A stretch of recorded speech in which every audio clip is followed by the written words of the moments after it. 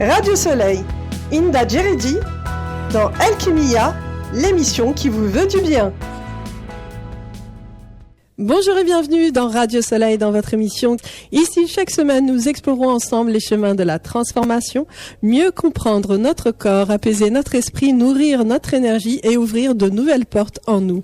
Je suis Djeridi Inda, naturopathe énergéticienne, et je vous accompagne pour métamorphoser votre quotidien en douceur, en profondeur et avec bienveillance. Installez-vous, respirez. Votre transformation commence maintenant.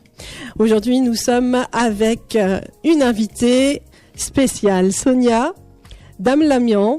Bonjour et bienvenue dans l'émission. Bonjour Inda, merci de m'accueillir. Merci à vous en tout cas d'être présente parmi nous.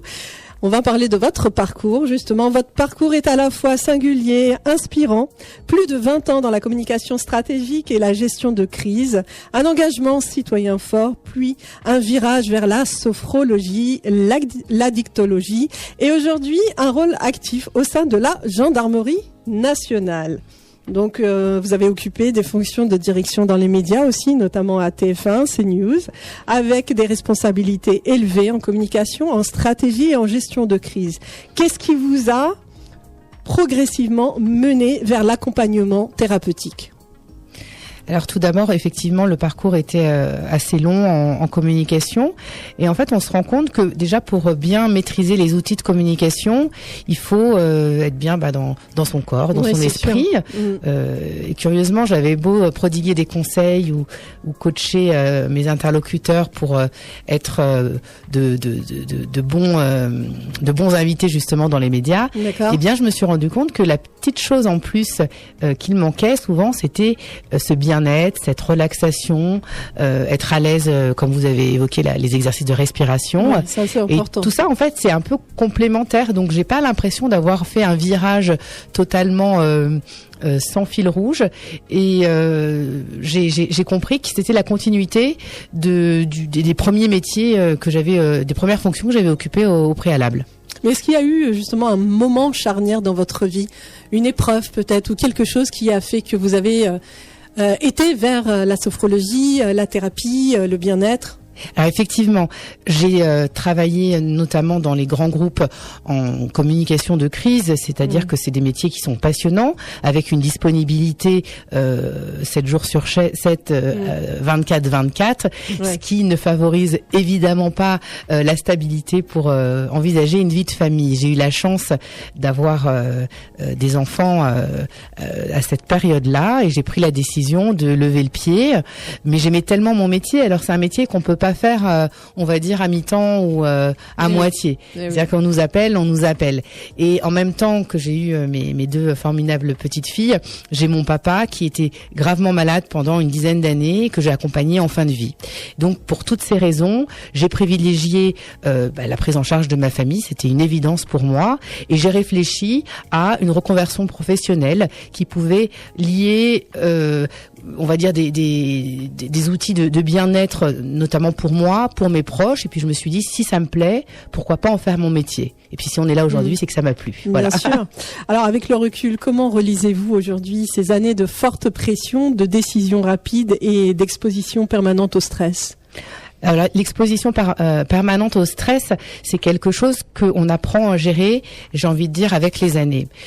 Si j'ai un conseil aujourd'hui à donner pour les personnes qui souhaitent faire des métiers sous haute tension, il n'y a pas une école pour ça. Il y a juste l'apprentissage de la vie, je dis heureusement ou malheureusement. Il y a le temps, les épreuves. Et je vois certaines personnes qui font des études parfois de psycho, mais à 22, 23, 24 ans, je crains qu'ils n'aient pas la maturité, on va dire, expérimentale pour affronter des situations de crise. On en reviendra après, si vous le souhaitez, mais on est face à des crises terribles avec les attentats, etc. Et donc, quand on a,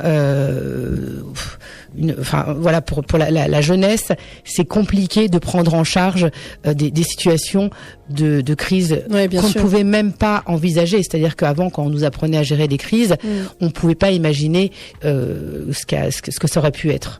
Bien sûr. Donc, peut-on dire que ce sont les expériences de vie plus ou moins douloureuses qui ont fait celle que vous êtes aujourd'hui? Oui, complètement. Je pense comme tout à chacun. Moi, j'ai eu une enfance heureuse, même si avec des moments assez difficiles. Hein. J'ai commencé mes premiers jours à l'aide sociale à l'enfance. Je suis une enfant née sous X, et je pense que dès ce moment-là, il m'a fallu être solide. Et le terme de résilience, je crois que il a pris tout son sens dès les premiers jours de ma vie. Donc les épreuves ensuite se sont enchaînées. J'ai parlé de la mort de mon papa, l'accompagnement dans cette longue maladie, et puis tout un chemin personnel, hein, comme tout le monde. Eh bien, ça forge la personnalité, ça forge le caractère, et ça donne une force que, une fois de plus, on ne l'apprend nulle part ailleurs. En fait, cette résilience, on la vit, on tombe, on se relève, on retombe et on se relève, et ainsi de suite. Et c'est cette force aujourd'hui que j'aimerais faire partager avec le plus grand nombre de personnes, expliquer quel a été mon parcours, quels ont été les outils qui m'ont aidé à me relever, et ensuite à continuer et à persévérer. Donc oui, la femme que je suis aujourd'hui, c'est le résultat de petites galères que j'ai eues depuis. De travail sur vous aussi. Et de travail sur moi-même, oui. Parce que c'est vrai, là où nous avez dit que vous êtes né sous X, donc un travail aussi de savoir qui l'on est. Oui, aussi. Le travail de l'identité, c'est quelque chose de primordial, parce que pour tout être humain, en fait, ne pas savoir déjà quel sens donner à sa vie, c'est un peu compliqué. Et puis ne pas savoir d'où l'on vient, voilà, ces deux questions sont un peu primordiales pour se construire. Donc, faut-il avoir une réponse absolument? Je pense que non, une réponse sur le plan biologique n'est pas indispensable. J'ai eu la chance de grandir dans une famille, mais tellement pleine d'amour, que pour moi, voilà, je viens de cette famille, donc j'ai compris d'où je venais, et puis je continue à me construire, et puis je pense que tous les jours j'apprends de la vie, j'apprends de mes amis et aussi de mes enfants, de tout le monde. Alors, on parle d'engagement à la gendarmerie nationale. Vous êtes aujourd'hui réserviste opérationnel, spécialiste au sein de la gendarmerie nationale. Pourquoi cet engagement était-il important pour vous? Qu'est-ce qui vous a poussé à être réserviste à la gendarmerie? Alors tout d'abord, c'est un engagement citoyen avant tout, et depuis très jeune, j'ai ce sens pour l'engagement citoyen. J'ai commencé à l'âge de 16 ans en tant que bénévole à la Croix-Rouge française, et puis très tôt, quand j'avais une vingtaine d'années, je me suis engagée politiquement, jusqu'à très récemment, et j'ai compris, on va dire peut-être avec du retard et beaucoup trop de naïveté, que ce ne serait pas peut-être dans cette place-là que je pourrais être utile en tant que citoyenne, apporter mon aide ou une aide quelconque pour un avancement dans notre société. Alors je me suis posé des questions: comment puis-je être utile? Comment pourrais-je apporter certaines de mes compétences, et à qui? Et la gendarmerie nationale faisait cette campagne de recrutement, et je m'y suis présentée tout simplement en qualité de réserviste opérationnel. Mais ça veut dire quoi, réserviste opérationnel? Alors, pour ceux qui nous écoutent, là. C'est vrai, j'en parle comme si c'était évident pour tout le monde. En fait, la force de la réserve vient compléter le personnel des gendarmes. Donc au niveau national, la police couvre une partie du territoire, et peut-être 80% du territoire est couvert par la gendarmerie, c'est-à-dire que le personnel est renforcé par ce qu'on appelle les réservistes, et il y a des réservistes dans l'armée, dans la police, et également en gendarmerie. Moi, j'ai choisi le corps de la gendarmerie, notamment pour sa militarité. Et puis, au fur et à mesure des sélections, ils ont remarqué que j'étais dans la vie civile, sophrologue et addictologue. Exactement. Et donc à ce moment-là, en fait, le recrutement a été entre guillemets interrompu et réorienté vers la réserve spécialiste, qui est beaucoup plus rare, car on rentre directement en qualité d'officier, ce qui est une chance inouïe, et un honneur pour moi d'avoir été recruté et détecté ainsi. Et donc j'ai été choisie pour mes compétences et pour accompagner du coup le personnel de la gendarmerie sur différentes situations. Par exemple, pour évoquer la prévention au suicide, puisque c'est quand même, après les agriculteurs, je vous le rappelle, le second métier dans les forces de l'ordre où on constate le taux le plus élevé de suicide, à peu près tous les 15 jours en police, gendarmerie, c'est juste désastreux et énorme. Donc c'est comment pouvoir déjà faire que le sujet soit moins tabou, accompagner aussi les personnels sur les sujets qui tournent autour de la dépendance, les addictions. C'est ça. Alors il y a aussi les addictions, vous savez, même aux antidouleurs. Aujourd'hui, le panel des addictions, ce n'est plus que les substances. On a même les jeux d'argent, on a les écrans. Enfin voilà, sur les addictions au sens large. Et enfin, pouvoir être présente en cas de besoin pour ce qu'on appelle le defusing, c'est-à-dire être présent après un événement traumatique. Alors dans le pire des cas, on parle d'un attentat ou de quelque chose de très très volumineux.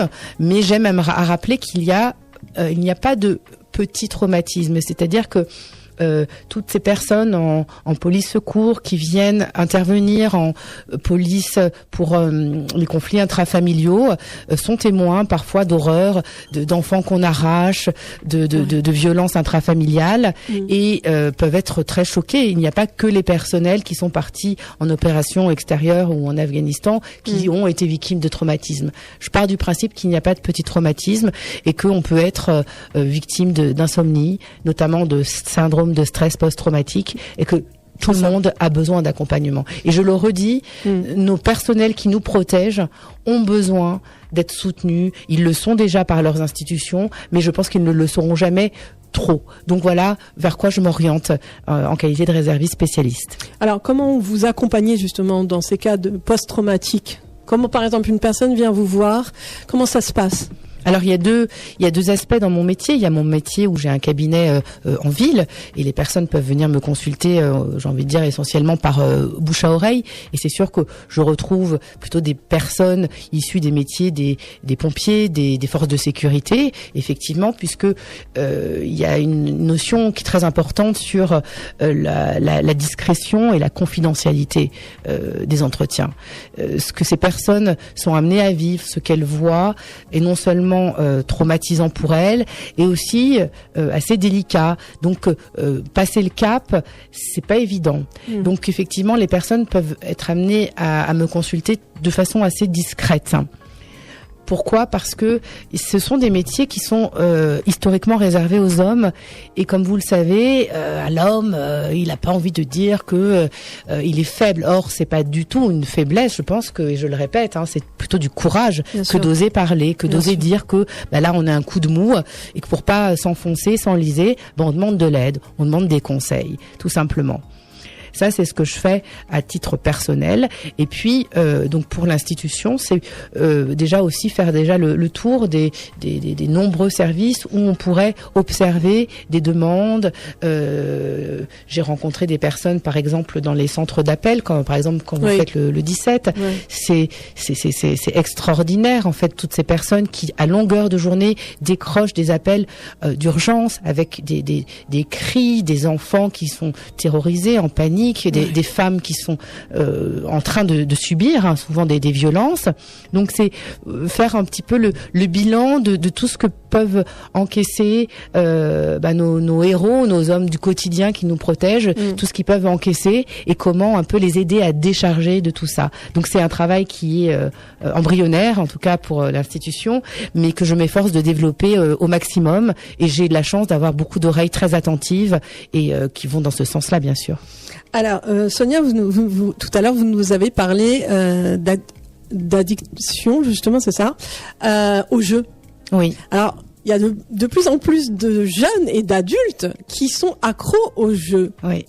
Comment faire pour pouvoir permettre à ces jeunes ou ces adultes de décrocher ?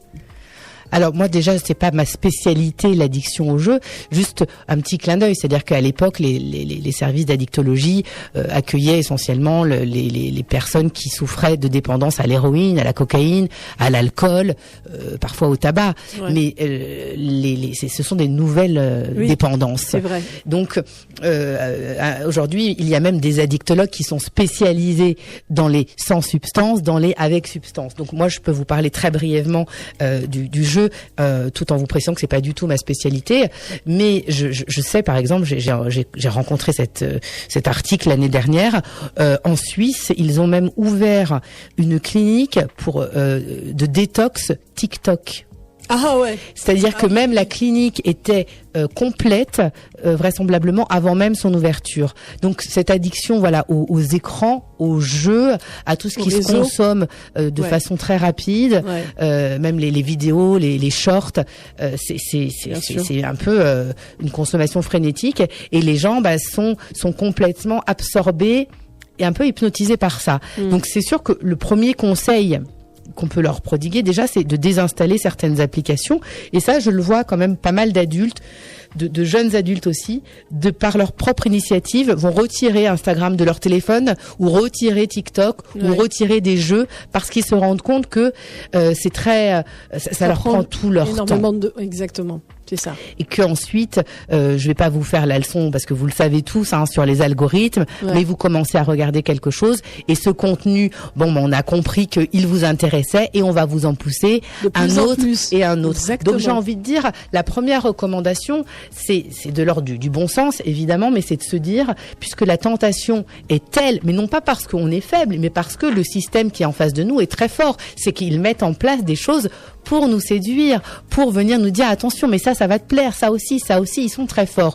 Donc la solution intermédiaire, c'est déjà de dire je vais désinstaller, je vais faire une cure, une détox. D'ailleurs, les périodes de vacances ou les périodes de bonnes résolutions approchent, et ça peut être quelque chose d'intéressant à se dire, un petit challenge envers soi-même, en se disant allez, moi je désinstalle TikTok de mon smartphone, ou je désinstalle Instagram. C'est important à plein de niveaux, parce que ça joue, comme vous le savez, sur la qualité de sommeil, sur l'humeur, sur la santé, sur la concentration, sur tellement de choses. Et encore là, on n'aborde même pas les jeux qui sont payants, parce qu'ensuite il y a d'autres soucis qui peuvent être d'ordre financier. Donc c'est très nécrophage, et en plus ça peut être catastrophique, parce qu'on commence à mettre quelques euros et ça n'en finit pas. Donc c'est un vrai danger, et je dis presque un sujet de santé publique, parce qu'il y a un engouement, et de cette très jeune génération vers ces supports-là. Sans compter le nombre de divorces qui augmente à cause des réseaux. Ça, c'est une autre chose. Oui. Ah oui, tout à fait. Mais ça, c'est, on va dire, j'ai envie de dire, inhérent avec le mode de société. C'est-à-dire que les personnes ont envie d'être indépendantes sur leur téléphone, puisque depuis une vingtaine d'années, on a les smartphones de façon accessible, et on a développé déjà un mode de vie un petit peu chacun de son côté. C'est-à-dire que même dans un couple qui va bien, qui va très bien, chacun va dire, moi je vais jouer à tel jeu, moi je vais aller sur mon Insta, et donc on prend cette habitude qui s'installe d'être côte-côte, mais sur deux supports différents. Et donc mine de rien, parfois, hélas, il y a un glissement, et on se dit de toute façon l'autre il est sur son truc, et il peut être sur des sites de rencontres, il peut être sur Facebook à rencontrer ses anciens camarades, etc. Et donc parfois, effectivement, alors que tout se passe bien, ça dévie, parce que on a de nouveaux outils entre les mains qui sont là, et manque de bol, ils nous mettent d'autres tentations sous les yeux. Donc c'est un vrai risque également. Et on vient d'écouter Maître Gims, une demande de Sonia, notre invitée. On disait hors antenne qu'il y a beaucoup de jeunes qui écoutent Maître Gims. Vous êtes donc dans votre émission Chrysalide, une émission de santé, de bien-être et d'éveil de conscience. Aujourd'hui, on parle de sophrologie, d'addiction. Alors Sonia, on parlait justement d'addiction, et d'ailleurs, vous avez fondé votre centre Mon Addicto. Vous pouvez nous en parler ?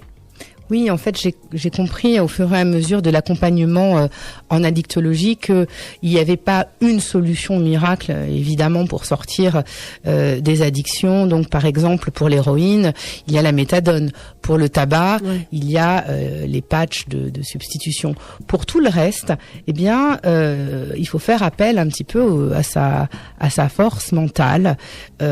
C'est à travers des thérapies cognitives et comportementales, à travers plein d'outils, mais il n'y a pas malheureusement, hélas, de solution miracle.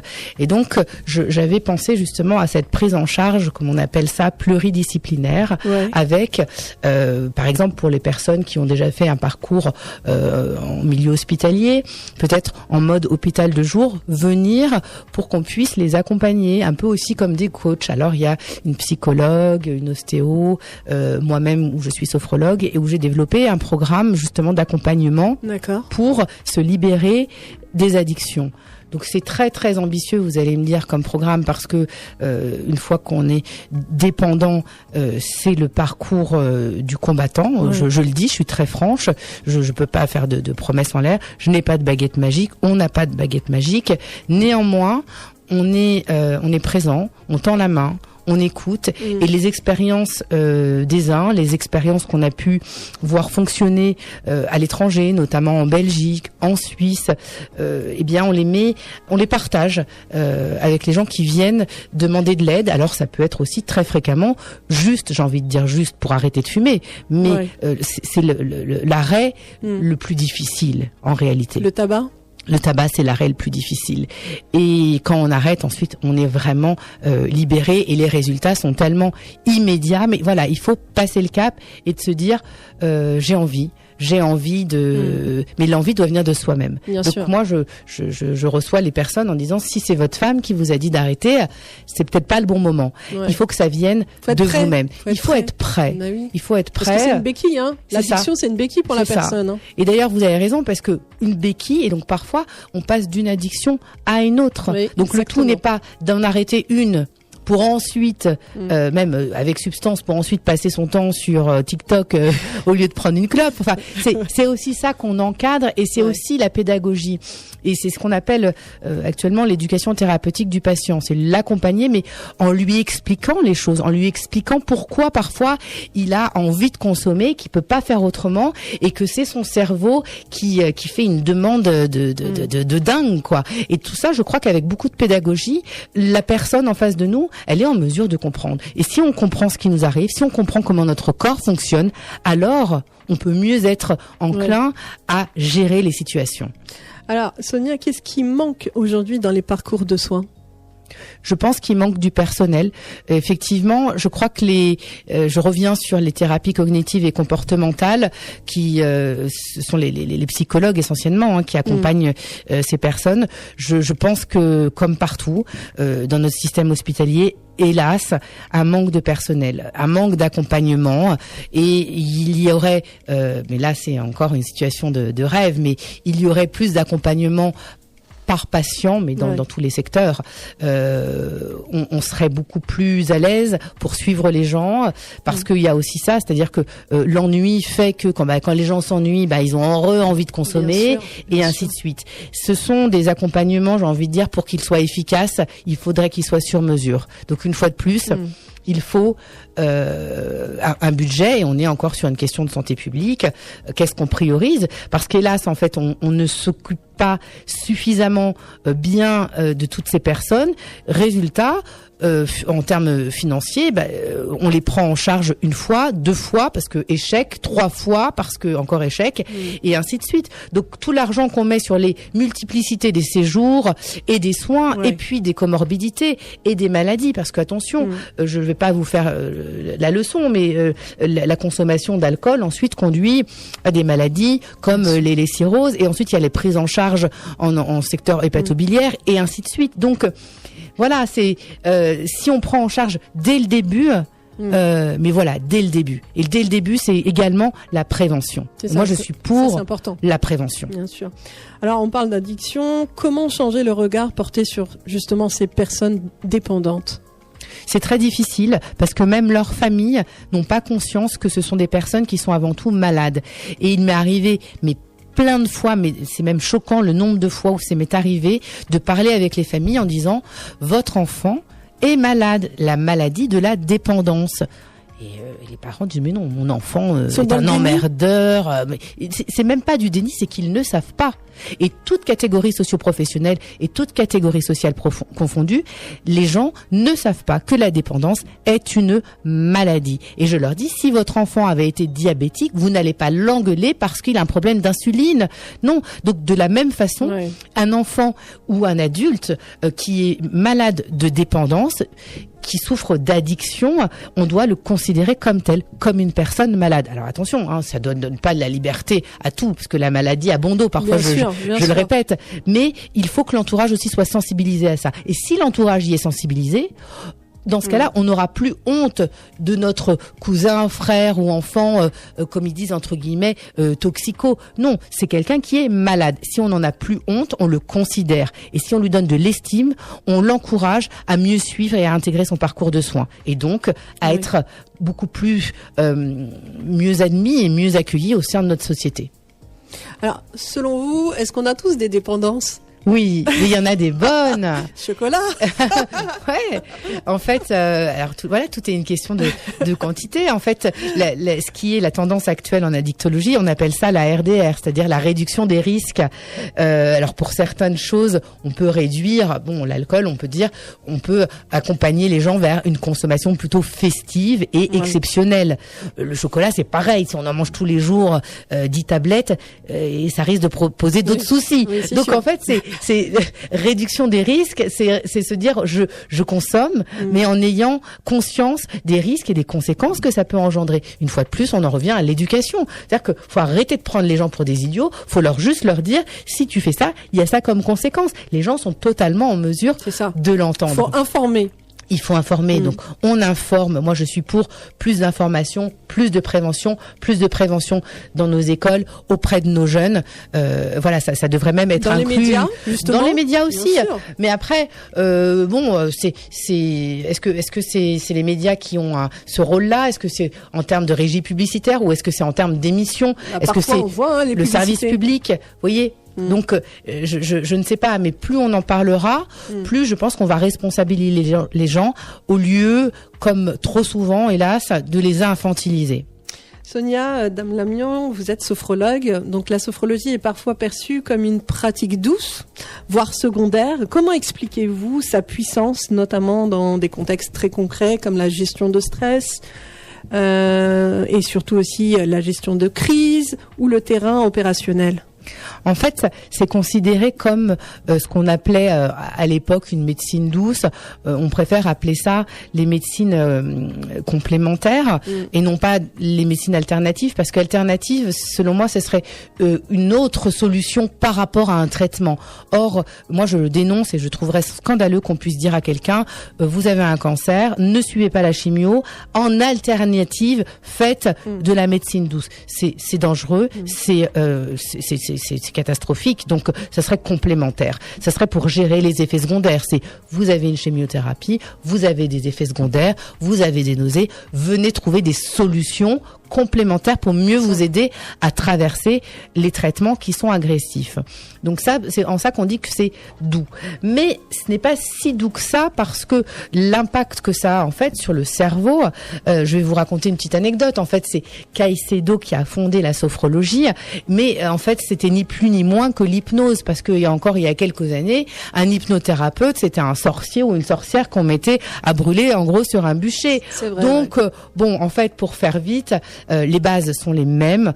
On agit sur l'inconscient, le subconscient, avec des outils qui sont quasiment similaires, avec des outils d'ancrage, avec des outils qui sont les mêmes quasiment qu'en hypnose. Ça a un autre nom. Mais la puissance du travail qu'on peut faire et des résultats qu'on peut obtenir, la puissance, elle est incroyable. On fait de la sophrosubstitution, on substitue une douleur, un truc désagréable par quelque chose d'agréable. Et du coup, on va faire croire à notre cerveau que le truc qui est super désagréable, il va devenir agréable.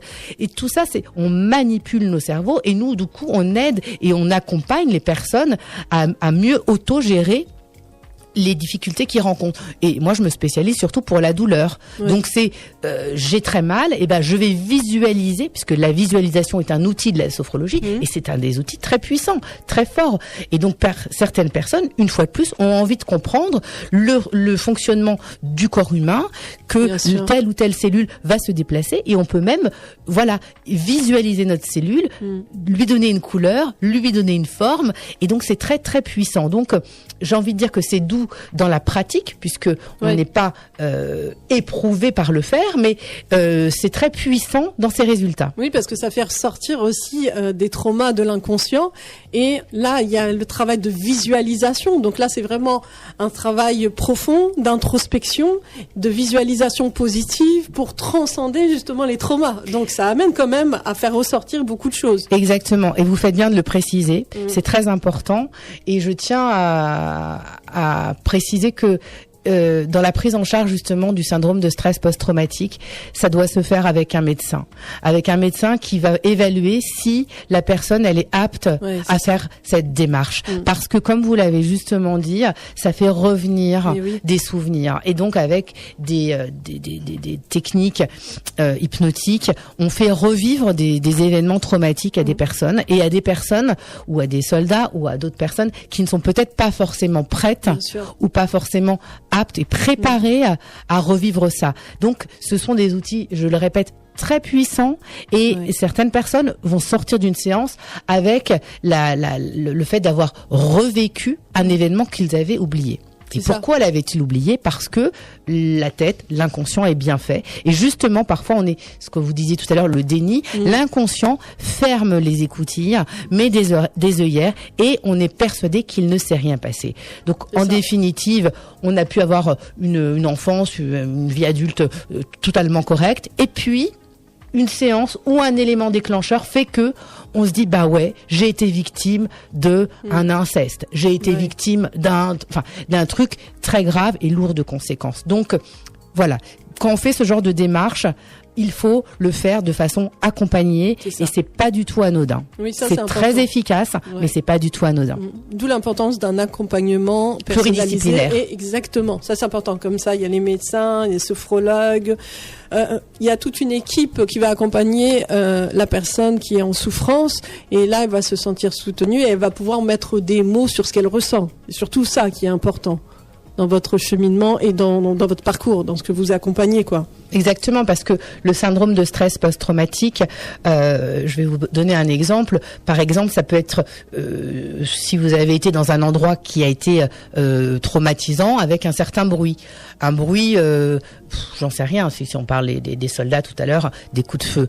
Lorsque quelqu'un va assister à un feu d'artifice, il réentend ce coup de feu, mais ce coup de feu d'artifice, et ça le met dans un état qu'il ne comprend pas. Et en fait, son cerveau fait cette association d'idées. Et parfois, la personne ne comprend pas pourquoi elle est pas bien, alors que c'est le 14 juillet, et qu'il y a rien qui ne lui donne une information pour lui dire « tu es en danger ». Donc, on essaye de décrypter et de comprendre pourquoi il y a un moment, il y a un débordement émotionnel. Bien sûr. Il faut une grande force de caractère. Complètement. Parce que quand vous avez tout autour de vous des personnes qui vous dénigrent, qui vous rabaissent, qui vous empêchent de croire en vous, il fallait vraiment énormément de force de caractère. Totalement. Et moi, je le vois aussi assez souvent. C'est-à-dire que les personnes, parfois, ont des blocages. Alors, soit c'est lié à des fausses croyances, mais parfois des fausses croyances qui ont été induites par l'entourage, par des gens. On parle de harcèlement scolaire, on parle de harcèlement au travail, et on leur dit mais vous êtes nuls, vous êtes bons à rien, espèce de voilà. Et donc en fait ils finissent par s'en persuader, et on les récupère après, et c'est un travail assez long, parce que il faut reprendre confiance en soi.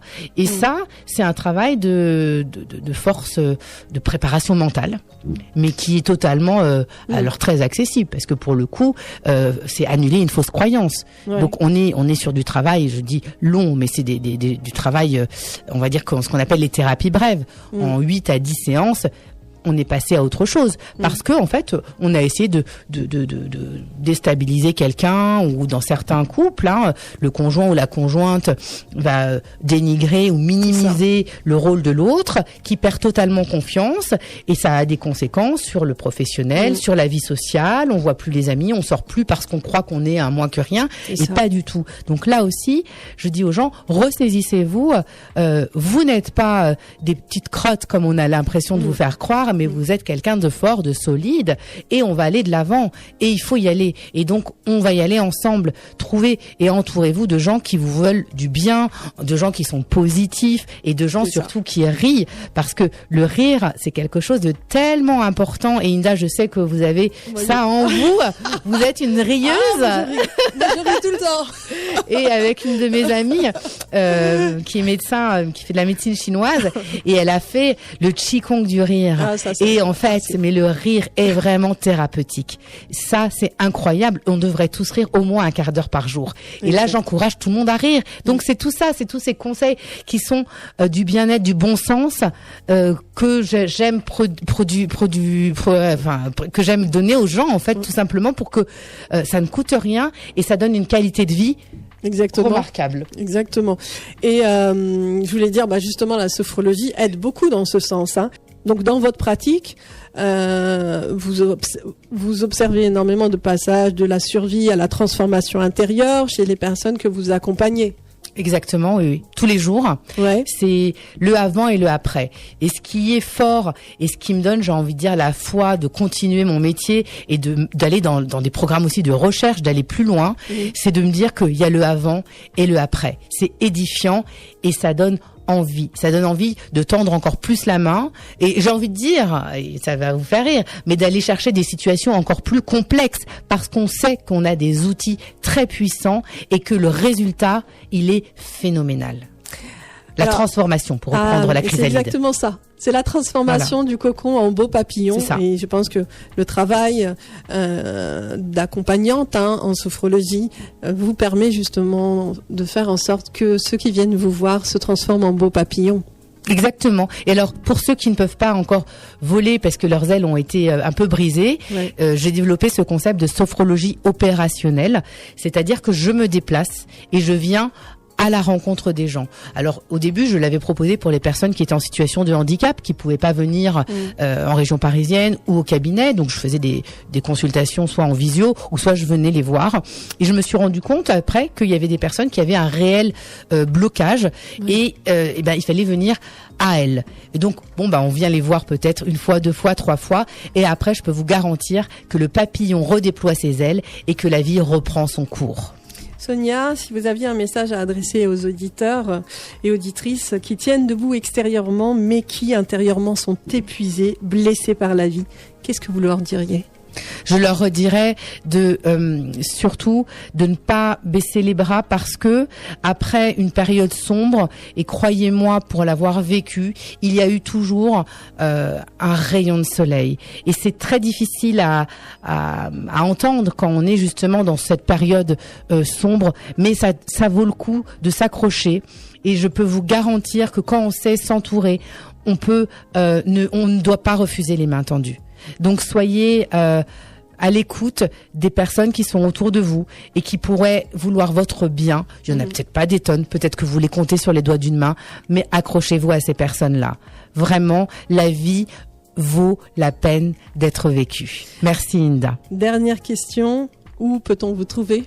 Pour ceux qui veulent justement écoutez, vous pouvez me trouver, je sais pas si vous pouvez mettre un lien sur votre les réseaux. Oui, ou sur mon compte Insta, j'ai un compte Insta. Alors c'est quoi le compte Insta ? Alors c'est @Sonia Damla, SONIA